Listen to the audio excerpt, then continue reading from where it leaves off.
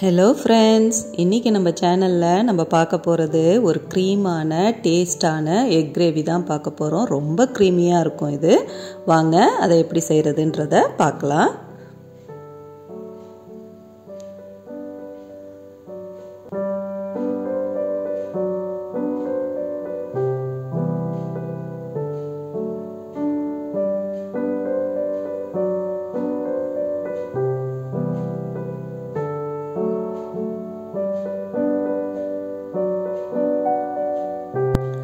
பார்த்தீங்களா எவ்வளோ க்ரீமியாக, எவ்வளோ பார்க்கவே கலர்ஃபுல்லாக க்ரீன் கலரில் இருக்குது.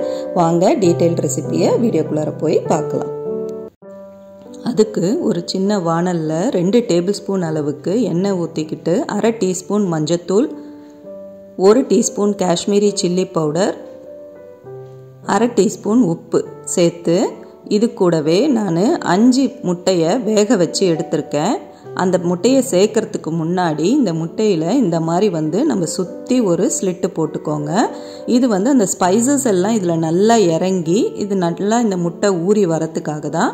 ப்ளஸ் அந்த கிரேவி பார்க்கும் பொழுது அந்த முட்டைங்க அழகாக ரவுண்டாக கட் பண்ண மாதிரி இருக்கும்.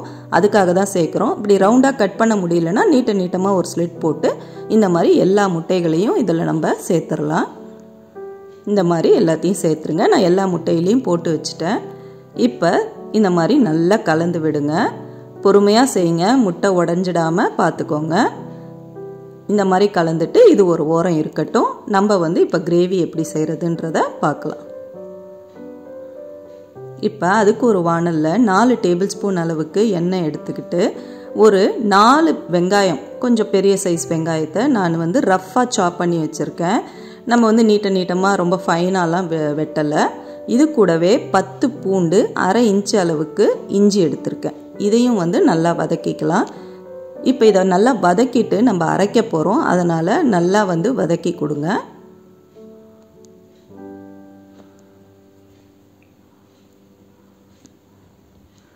இந்த மாதிரி வதங்கினதுக்கப்புறம் இதுக்கு கூடவே நம்ம 1 டீஸ்பூன் அளவுக்கு நான் கசகசா சேர்த்துக்கிறேன். இது இந்த கிரேவிக்கு நல்ல டேஸ்ட்டாக க்ரீமாக ஆக்கிறதுக்கு தான், அந்த டேஸ்ட்டை என்ஹான்ஸ் பண்ணி கொடுக்கறதுக்கு தான்.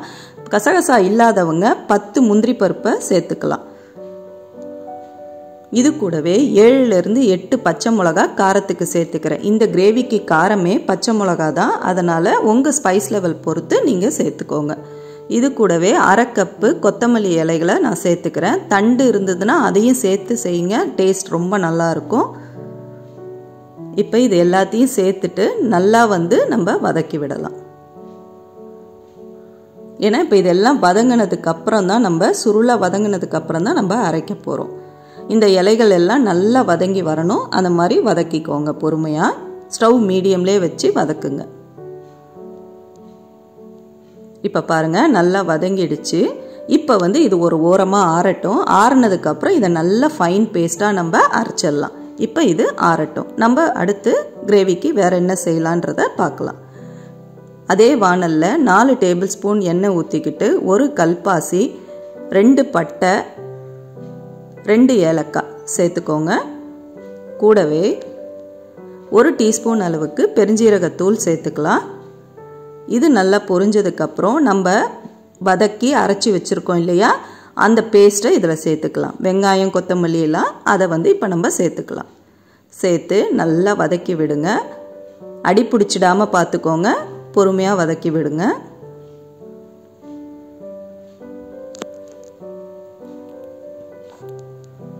இந்த மாதிரி வதங்கினதுக்கப்புறம் இந்த கிரேவிக்கு தேவையான உப்பை இப்போ நம்ம சேர்த்துக்கலாம். உங்கள் தேவையை பொறுத்து நீங்கள் உப்பு சேர்த்துக்கோங்க. சேர்த்து நல்லா வதக்குங்க. இந்த மாதிரி வதங்கி அது ஒரு 2 நிமிஷம் அந்த ஹீட்லேயே கொதிச்சு வரட்டும். அதுக்கப்புறம் நம்ம இதில் ஸ்பைசஸ் சேர்க்கலாம். இப்போ இந்த மாதிரி கொதிக்குது இல்லையா, அப்போ நம்ம இதுக்கான ஸ்பைசஸை இப்போ சேர்த்துடலாம். 1/2 டீஸ்பூன் மஞ்சத்தூள், 1 டீஸ்பூன் மல்லித்தூள், 1/2 teaspoon garam masala powder. Garam masala powder கம்மியாக சேர்த்துக்கோங்க. கூடவே 1 டீஸ்பூன் அளவுக்கு ஜீரகத்தூள் சேர்த்துக்கோங்க.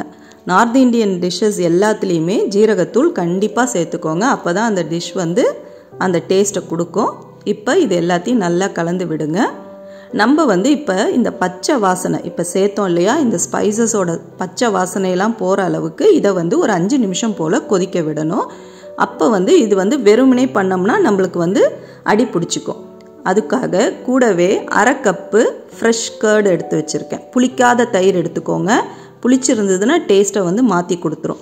இப்போ இது கூடவே நம்ம இதுக்கு தேவையான தண்ணி சேர்த்து இதை 5 நிமிஷம் கொதிக்க விடலாம். நம்ம அரைச்சி வச்சு பாத்திரம் வச்சுருந்தோம் இல்லையா, அதிலே வந்து தண்ணி ஊற்றி நல்லா கழுவிட்டு சேர்த்துக்கோங்க. அந்த தண்ணியை இதில் சேர்த்துட்டு நம்ம இதை ஒரு 5 நிமிஷம் போல் கொதிக்க விடலாம். தண்ணி சேர்க்காம நீங்கள் கொதிக்க விட்டீங்கன்னா அடி பிடிச்சிடும். அதனால் தேவையான தண்ணி கொஞ்சம் சேர்த்துக்கிட்டு அதுக்கப்புறம் நீங்கள் கொதிக்க விடுங்க. நம்ம தயிர் ஸ்பைஸ் பவுடர்லாம் சேர்த்துருக்கோம் இல்லையா, அப்போ வந்து அது வந்து அடி பிடிச்சிக்க வாய்ப்பு இருக்குது. இப்போ இது ஒரு 5 நிமிஷம் மூடி போட்டு கொதிக்கட்டும், பார்க்கலாம். பாருங்கள், இப்போ 5 நிமிஷம் ஆயிடுச்சு. பாருங்கள் எவ்வளோ அழகாக எண்ணெய் பிரிஞ்சு வந்திருக்கு.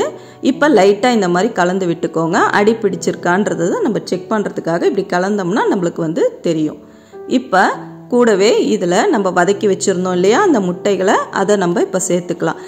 அந்த வதக்கின அந்த பாத்திரம் வந்து அந்த ஸ்பைசஸ்லாம் வீணாக்காமல் இருக்கிறதுக்கு அதுலேயும் கொஞ்சம் தண்ணி சேர்த்து கூடவே இதில் சேர்த்துக்கோங்க. இப்போ இதில் கசூர் மேத்தியை வந்து நான் வந்து க்ரஷ் பண்ணி சேர்த்துக்கிறேன். 1/2 டீஸ்பூன் அளவுக்கு சேர்த்துக்கோங்க. இப்போ இது எல்லாத்தையும் நல்லா கலந்து விடுங்க. முட்டையை பார்த்து கலந்து விடுங்க. இப்போயே எவ்வளோ கலர்ஃபுல்லாக இருக்குது பார்த்தீங்களா, அந்த பச்சை கலர் நம்ம சேர்த்த இந்த ஸ்பைஸோட கலர்ஸ் எல்லாம் சேர்ந்து அது பார்க்கவே பயங்கர எம்மியாக இருக்கும். இப்போ இது கொதித்ததுக்கப்புறம் இந்த கிரேவி வந்து நமக்கு நல்லா ரெடி ஆகிடுச்சு. 2 நிமிஷம் கொதிக்க விட்டோன்னே இது ரெடி ஆகிடுச்சு. இதில் 1 டீஸ்பூன் அளவுக்கு வெண்ணெய் சேர்த்துக்கோங்க. இது வந்து கிரேவியை வந்து நம்மளுக்கு க்ரீமியாக கொடுக்கறதுக்காக தான் இதெல்லாம். இது கூடவே இப்போ 1 டீஸ்பூன் அளவுக்கு மிளகுத்தூள். நம்மளுக்கு அந்த பச்சை மிளகா காரம் போதாது இல்லையா, நம்மளுக்கு வந்து இந்த க்ரீமாக வேணும்னும் பொழுது நம்ம வந்து இந்த பெப்பர் தூள் சேர்த்துக்கிட்டோமா கொஞ்சம் வந்து அந்த காரம் சுள்ளுன்னு இருக்கும். இது கூடவே ஒரு 1/2 கப் அளவுக்கு, 1/2 கப்புனா ஒரு 3 டேபிள் ஸ்பூன் அளவுக்கு ஃப்ரெஷ் க்ரீம் வந்து சேர்த்துக்கோங்க. அப்போ தான் வந்து இந்த கிரேவி வந்து நமக்கு க்ரீமியாக கிடைக்கும். சேர்த்துட்டு இப்படி நல்லா கலந்து விட்டிங்கன்னா நம்ம ஆஃப்கானி எக் கிரேவி ரெடி ஆயிடுச்சு. இதை வந்து வேற ஒரு பவுலுக்கு மாற்றிட்டு நம்ம சர்வ் பண்ணிடலாம். பாருங்கள், நம்ம எக் கிரேவி சூப்பராக ரெடி ஆயிடுச்சு. இது வந்து எல்லாத்தோடையுமே நல்லா சூட் ஆகும், சூப்பராக இருக்கும். இதை நீங்கள் எல்லாரும் செஞ்சு பாருங்கள். இந்த ரெசிபி உங்களுக்கு பிடிச்சிருந்துச்சுன்னா லைக், கமெண்ட், ஷேர் பண்ணிவிட்டு மறக்காமல் நம்ம பேஜை சப்ஸ்கிரைப் பண்ணுங்கள். இதே மாதிரி வேறு ஒரு வீடியோவோட சீக்கிரமே பார்க்கலாம். Thank you friends.